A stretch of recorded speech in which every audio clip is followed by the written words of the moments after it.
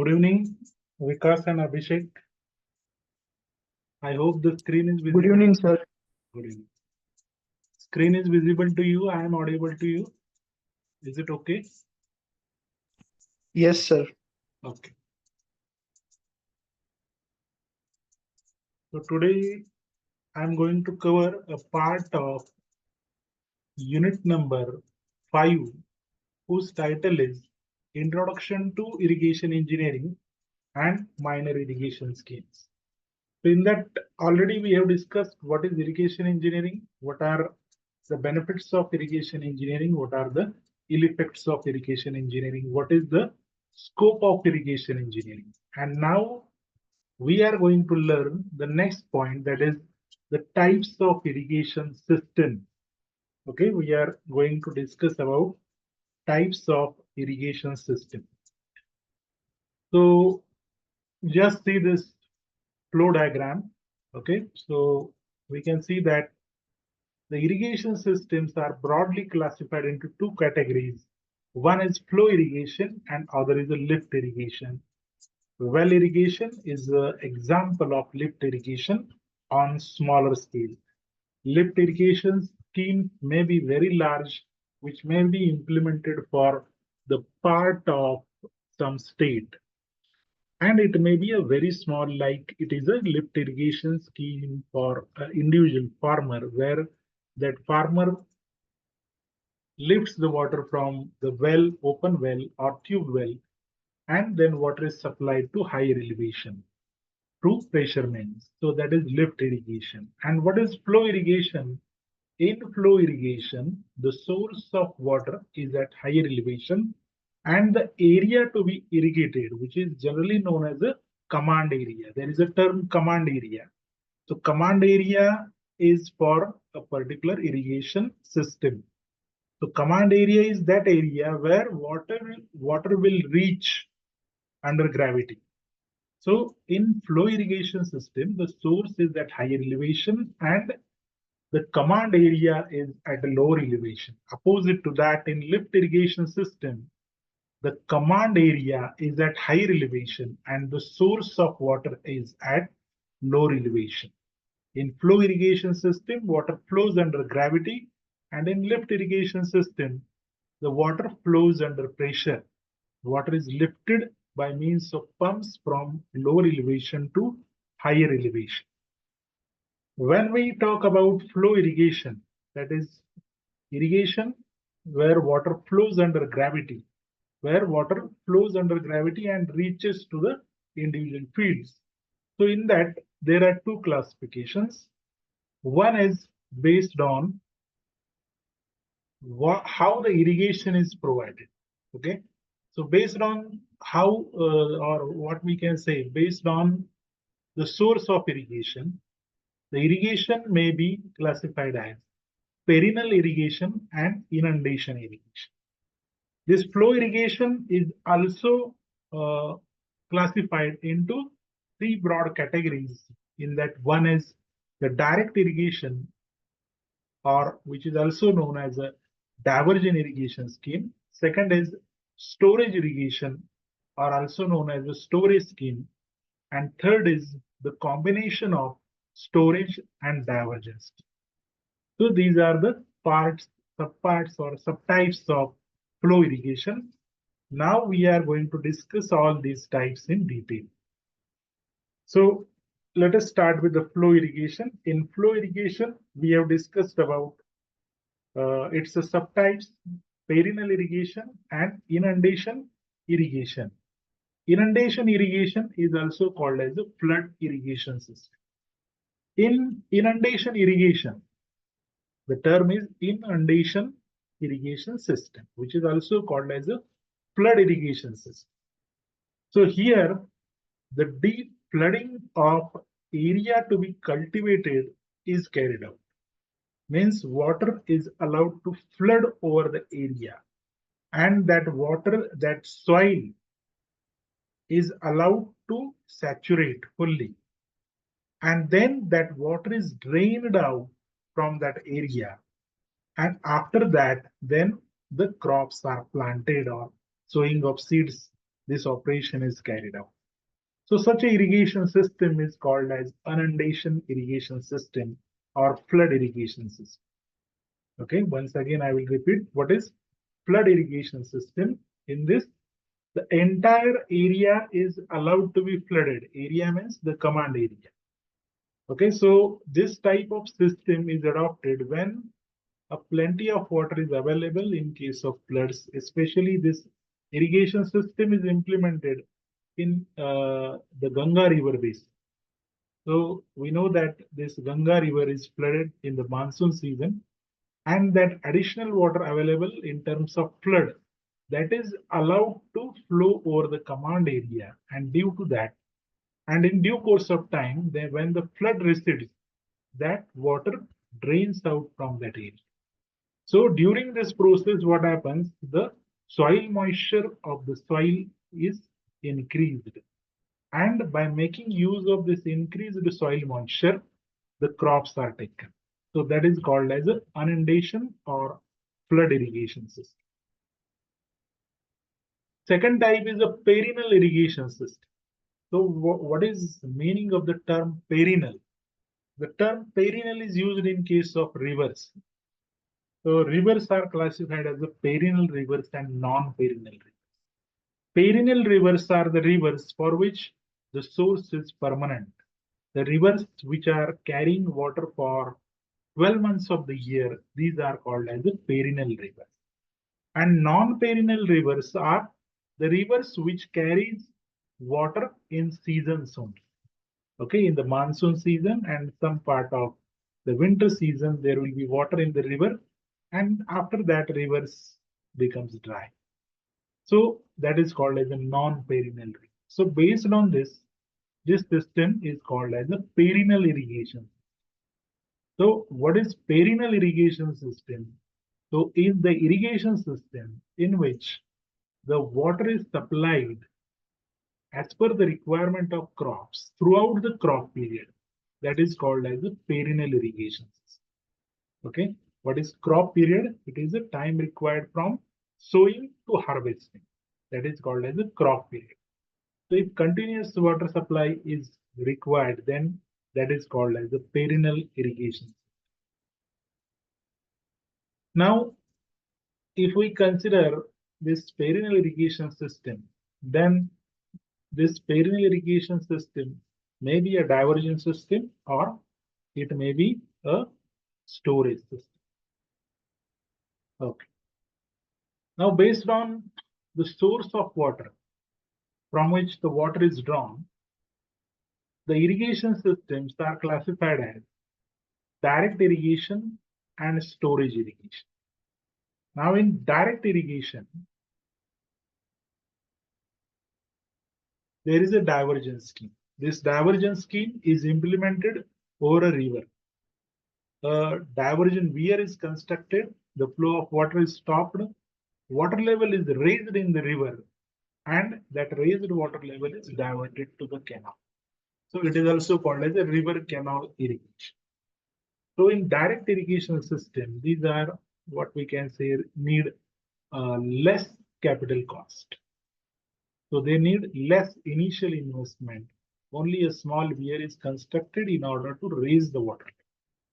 And then there is some water regulating structure called as a head regulator.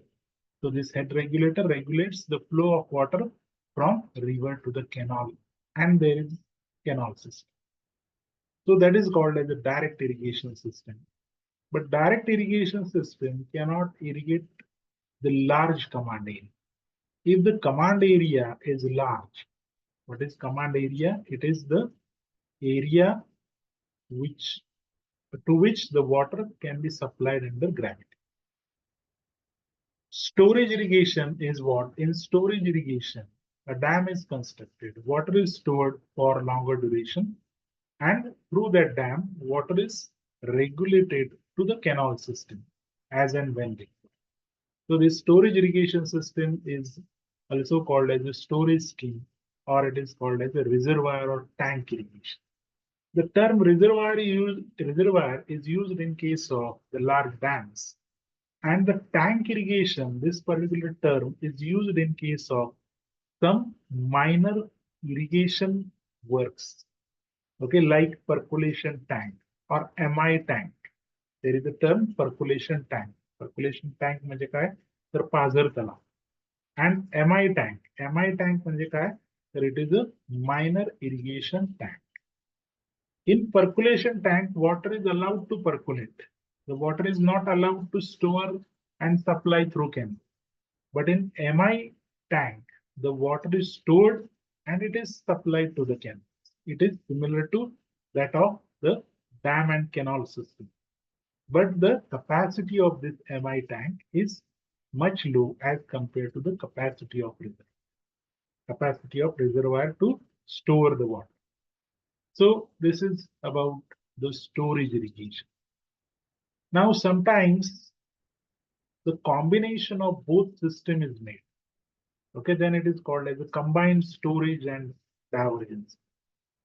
Okay, so now see this particular sketch of the direct irrigation or river canal irrigation. Okay, take a moment and just observe the figure. Okay, try to understand various components of direct irrigation or river canal irrigation. So what we can see in this particular figure, we can see that there is a river and on the river a diversion weir is constructed. So this diversion weir is not like a big dam, it is a small in height. Okay, it only raises the water level in the river bank only. The water level is in the river within the reach of river banks. Only the water level in the river is increased. So here the diversion weir is constructed and then the water is regulated to the canals. Okay, so here in the figure we can see that there is a left main canal and right main canal. So through the river, water is diverted to the canal system through one hydraulic structure which is called as a head regulator. So observe the figure. HR is there. HR means head regulator. So head regulator is the hydraulic structure which regulates the flow of water in the canal. Now when these canals are passing through the area and when they are reaches to a particular command area, so during their journey, they may have to cross some drain. So here we can see the drain is shown by dotted. Drain is what? It is a tributary to the river. That drains are feeding water to the main drain. So these drains are shown by dotted lines. So when these canals are planned, the care is taken that there are minimum crossing of natural drain and canal. So where this drain crosses the canal, so at that point, some hydraulic structure is necessary, and that is called as the CD work. CDW, the symbol used in the figure, it is a cross drainage works, CD works. So this CD work facilitates the flow of water in the canal as well as the flow of water in the drain. So that is about the CD work. And when these canals are ended, generally care is taken that these canals are ended in a tributary. Okay, so see to the left main canal, the left main canal is ended in a tributary. Okay, so tributary is what? It is the escape point for canal. So here the left main canal will end in the tributary. So here the excess water in the left main canal will be diverted to the tributary. And if such a tributary is not available, then the tail cluster is made. So see the right main canal where tributary is not available, it is ended in a tail cluster. So what is tail cluster? It is shown by three dotted lines. So here these three dotted lines are nothing but they are also canals. Okay, the structure is similar to the canal and this particular structure is increasing its elevation. The canals are laid along with some gradient, but here with some gradient, this particular canal bed level is increased so that water will stop at these points. Okay, so what is the importance of the direct irrigation or river canal irrigation? So they are much cheaper as compared to the storage schemes, and they are easy to operate. So, but what is the limitation? They can't cover the large command. So this is direct irrigation. Now, second is the storage irrigation scheme. In storage irrigation scheme, a large reservoir is created. For that, across the flow of water in the river, a large dam wall is constructed so that a pool of water is created behind that, and it is called as a reservoir.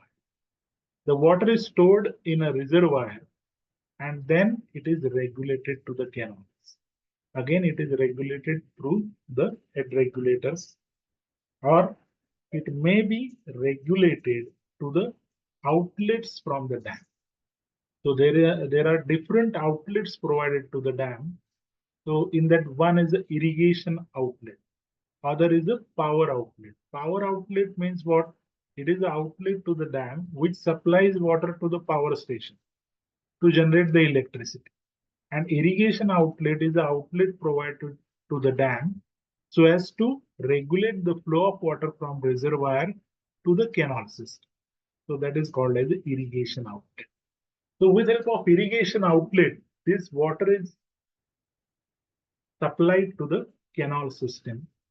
So there may be two canals or there may be one canal, that depends on topography. So here in the figure, we can see that left main canal and right main canal. Okay, many times you have come across the words that is Dawa Kalwa, Uzwa Kalwa, Varna Dawa Kalwa, Varna Uzwa Kalwa, Dudganga Dawa Kalwa. So that is the meaning of left main canal and right main canal. So these are the main canals which provides water to the branch canals. See, to the right main canal, there is a branch canal. So this right main canal provides water to the branch canal. Branch canal provides water to the distributor. Okay, so likewise, the water reaches to the individual field. And similar to the previous case, that canals are generally ended in the tributary. If tributary is not available, in that case, tail cluster is formed. Where there is a natural drain crosses the canal, at that point, the cross drainage works need to be constructed so that the flow of water in the drain as well as in the canal will remain unobstructed. So that is the role of cross drainage.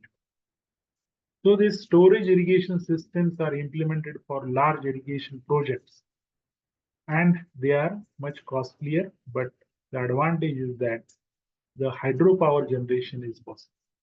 Now there is a policy of Government of India for every dam, that may be a MI tank or that may be a large irrigation project. In all cases, the power should be tapped. Power should be tapped means what? By installing the hydroelectric power plant, power should be generated. So that is a policy of Government of Maharashtra and also the Government of India. And that's why for every dam in Kolhapur district, there is a power house. So this is about storage irrigation system. After this, next is a combination of storage and divergence. Suppose the area to be irrigated is at longer distance from the dam location. So in that case, in order to save the cost of canal system, this combined storage and divergence scheme is implemented. Now here the dam is at remote location. Through the dam, water is regulated in the river as and when required. And now on the river, this diversion weir is constructed. And water is then diverted to the left main canal and right main canal. And rest of the system is same. Okay.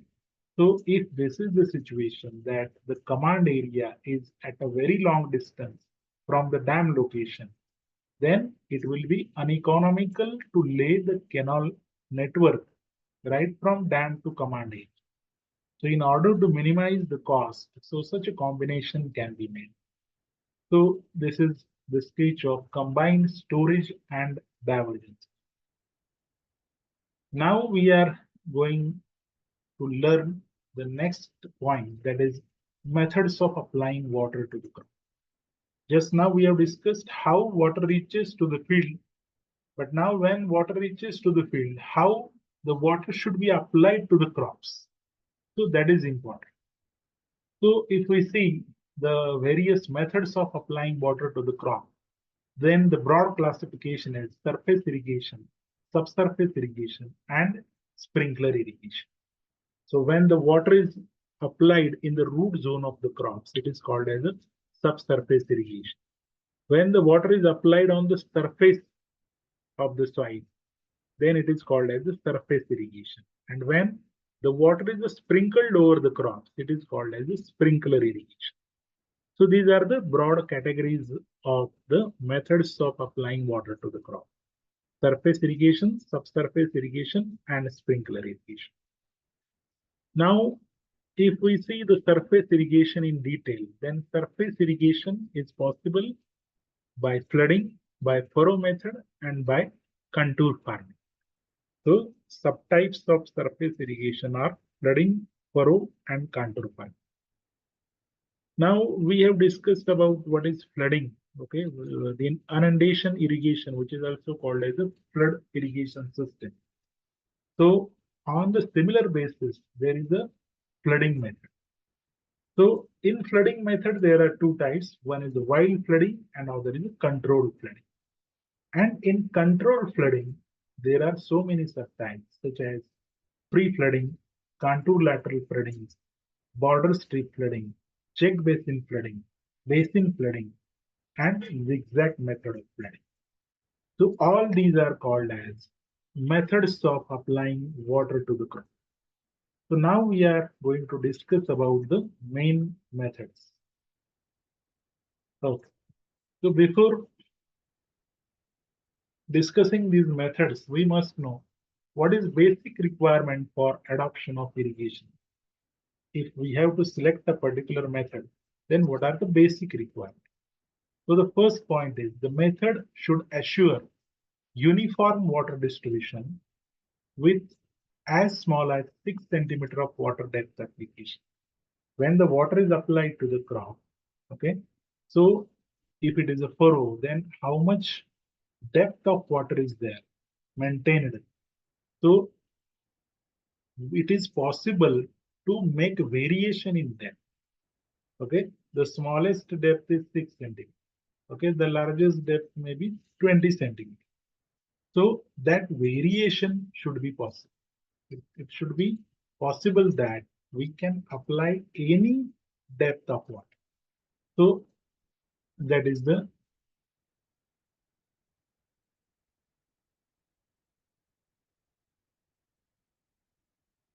requirement. Second is it should allow the use of large concentrated water flows for reduction of conveyance loss and labor cost. So if the length of the furrows or length of canal is more, the conveyance losses are. Conveyance losses म्हणजे काय? It is a loss during, it is a loss due to percolation and it is a loss due to evaporation. That is called as the conveyance loss. So method assures that there should be less conveyance loss and there should be less labor cost. Why labor cost is essential? In order to prepare the plot, in order to prepare the land for watering, okay, labor charges are required. Then it should be suitable for use with a conventional economical conveyance structure. Okay, so these are the requirements of adoption of any irrigation method. And along with that, one more point is there that it should facilitate machinized farming. Okay, so machinized farming means what? some tractor-like equipments can be used. Okay, such a irrigation method should be used. Okay, so let us start with this classification. First is the surface irrigation. In surface irrigation, we know that there is a flooding. In flooding, there is a wild flooding and controlled flooding. So if we consider wild flooding, then in wild flooding, here the water is flooded over a smooth flat land and there is no much control or prior preparations. That's why it is called as a wild flooding. So this wild flooding we have discussed, it is used in inundation irrigation system and the flood water, which is a wasteful use of water. Flood water, what happens with the flood water? So when the flood recedes, that water goes through the river and ultimately it reaches to the ocean. So it is a wasteful use of water, we can say. And it is used when irrigation water is abundant and inexpensive. When the water is available in abundant quantity and when the farmers need not have to pay the charges for it. So in such a case, this wild flooding can be. So we have discussed the flooding method in that subtype wild flooding. So surface flooding, we have discussed wild flooding, and now we are going to discuss about the controlled flooding. So in controlled flooding, these are the various subtypes. In that, the first one is a free flooding or flooding from field channels. Okay, so 10 minutes are left. If the meeting ended, then I will provide you one more link. Please join. So in free flooding method, the land is prepared as shown in the figure. At first, observe the figure A. So in figure A, we can see that there is a supply channel. And this supply channel is excavated along one side of the field. And the field channels are placed normal to the supply channel.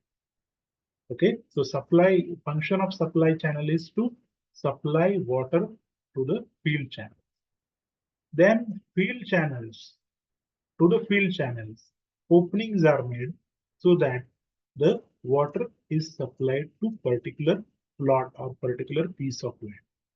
And the excess water which is available in the field channel, so that reaches to the west channel and then that water is drained out from the area. So this is the first method of free flooding in which the field channels are at the right angle to the side of the field. Now observe figure B in which the field channels are placed at right angle to the contour lines. Here the dotted lines are contour lines. Now here the topmost line is having the highest contour, let us say 100. Second line may have the smaller contour, likewise 99.8. Okay, likewise 98.6, 98.4. So if this contour interval is of 0.2 meter, then these are the 4 contour lines. So here the field channels are placed exactly normal to the contour lines. And now here we can see that through field channel, it is possible to supply water on both sides. Okay, in previous case, through field channel, the water is supplied in only one direction. It is due to the contours because the slope is in one direction. So opposite to that, here through field channel, water can be supplied to both sides.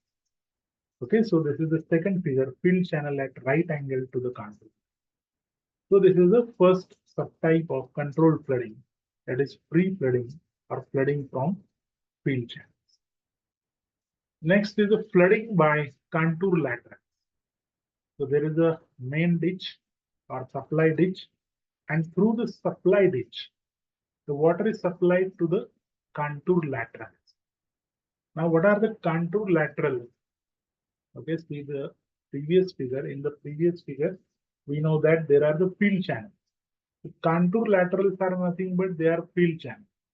But these field channels are aligned along the contour. Hey J field channels excavate केलेले आहेत ते contour line वरती केलेले आहेत. Okay, that's why they are not straight. They are as per the existing contour line. So that's why they are known as the contour laterals. So there are three contour laterals, and the first contour lateral is having the highest elevation of contour. Okay, now due to such arrangement, water will flow by gravity from the first contour lateral to second contour lateral. So when this flooding is done, then the flow is stopped. Then second contour lateral comes in action, and then the next area will be irrigated. So this is how the flooding by contour laterals is carried out. Next is the border strip flooding.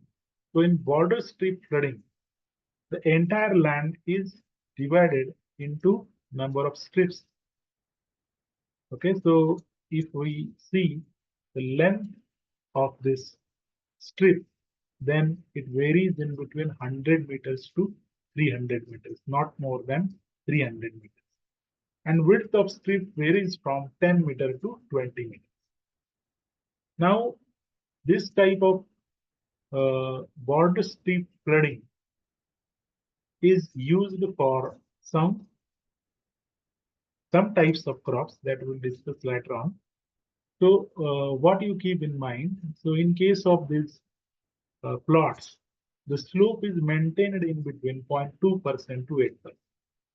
And the discharge from that supply ditch through inlet point, so is in between 0.014 to 0.028 cubics. And based on the type of soil, the length of this plot varies. Okay, if it is a sandy soil or sandy loam, the length is in between 60 to 90 meters. Then if it is a medium silt loam, length is in between 90 to 100 meters. If it is clay loam and clay soil, then in that case, the length may be kept in between 150 to 300 meters. Next is a check flooding or irrigation by plots. So here entire area is divided into number of plots. The water is supplied to the field channels from main ditch. Then field channels supply water to plots on both the sides. And then there is again the last ditch is what it is called as a drain ditch. So this is check flooding or irrigation by plots. This is one more type of check flooding, but it is with contour levees. So levees means what? These are the small bunds constructed in a field so as to prepare the plots. But here these small bunds are prepared according to the contour lines. Okay, that's why they are curved. Contour levees are curved. And then the water and likewise the plots are formed.